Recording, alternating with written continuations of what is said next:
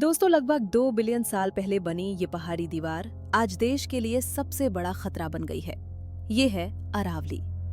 700 kilometre लंबी ये range Thar रेगिस्तान को रोकती थी। अगर ये ना होती तो दिल्ली, यूपी, हरियाणा रेत के नीचे दफन हो चुके होते। लेकिन अब मोदी सरकार ने एक नई डेफिनेशन लाई है। इसके मुताबिक अब सिर्फ वही पहाड़ अरावली कहलाएंगे जिनकी हाइट 100 मीटर से ज्यादा होगी। और ये हाइट सी लेवल से नहीं बल्कि आसपास के इलाकों से कैलकुलेट की जाएगी।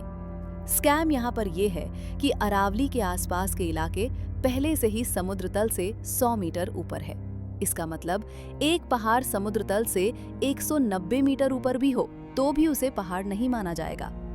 फॉरेस्ट सर्वे ऑफ इंडिया के मुताबिक राजस्थान के 12,081 पहाड़ों में से सिर्फ 1,048 पहाड़ ही 100 मीटर से ऊंचे हैं, यानी सिर्फ 8.7% पहाड़। बाकी 90% से ज्यादा पहाड़ अब ऑफिशियली पहाड़ है ही नहीं। और जब पहाड़ है ही नहीं तो उन पर जंगल काटना, माइनिंग करना, कंस्ट्रक्शन करना आसान हो जाएगा। लोग सड़कों पर उतर गए, सोशल मीडिया पर हैशटैग ट्रेंड करने लगा, सरकार पर प्रेशर पड़ा। तो सरकार ने क्या किया? एक नई नोटिफिकेशन जारी कर दी। कहा गया कि अरावली में अब कोई नई माइनिंग नहीं होगी। लेकिन ये पूरी नोटिफिकेशन एक जुमला थी। सुप्रीम कोर्ट ने पहले ही ये आदेश दिया था कि एक सस्टेनेबल माइनिंग प्लान बनने तक नई लीज नहीं दी जाएगी। सरकार बस वही पुराना आदेश दोहरा रही थी। साथ ही इन्फ्लुएंसर्स और क्रिएटर्स को पैसे दिए जाने लगे ताकि वो सरकार को डिफेंड करे। बहुत से लोगों ने सेम स्क्रिप्ट का इस्तेमाल करके वीडियो बनाए जहां वो कहते थे कि सरकार अरावली को बचाने का काम कर रही है। असल में क्या हो रहा है? पैसा, पैसा और सिर्फ पैसा। रियल एस्टेट कंपनियों के लिए, माइनिंग कंपनियों के लिए। अरावली की पहाड़ियां दिल्ली एनसीआर के बीच से गुजरती हैं। यहाँ जमीन का दाम अनबिलीवेबली हाई है।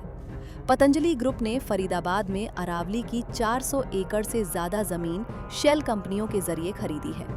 सुप्रीम कोर्ट के आदेश के बावजूद हरियाणा सरकार ने उसे वापस नहीं दिया। माइनिंग माफिया की यहाँ बहुत स्ट्रांग लॉबी है।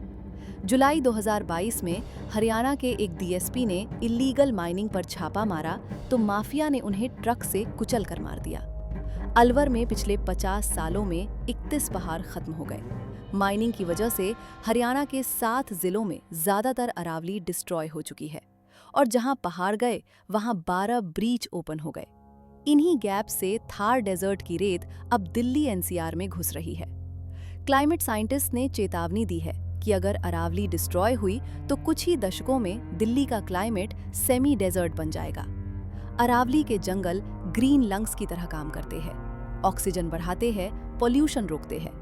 अब उन्हीं पहाड़ों को दिल्ली के प्रदूषण के लिए जिम्मेदार ठहराया जा रहा है। कुछ न्यूज एंकर्स कह रहे हैं कि अरावली ने दिल्ली को 3 तरफ से घेरा हुआ है, इसलिए प्रदूषित हवा बाहर नहीं निकल पाती।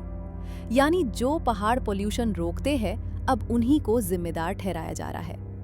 लेकिन अच्छी खबर यह है कि लोगों के प्रोटेस्ट की वजह से सुप्रीम कोर्ट ने अपने ही फैसले पर टेम्पररी स्टे लगा दी है।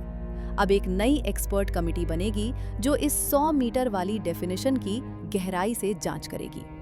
इसलिए बहुत जरूरी है कि प्रेशर बना रहे, क्योंकि ये सरकार सिर्फ अरावली के पीछे नहीं पड़ी है। मुंबई में 45,000 मैंग्रोव पेड़ एक कोस्टल रोड के लिए काटे जा रहे हैं। गुजरात में अडानी ग्रुप को जंगल की जमीन दे दी गई। ये सरकार by the corporates for the corporates है। अगर हमें देश के जंगल बचाने हैं तो आवाज उठानी बहुत जरूरी है।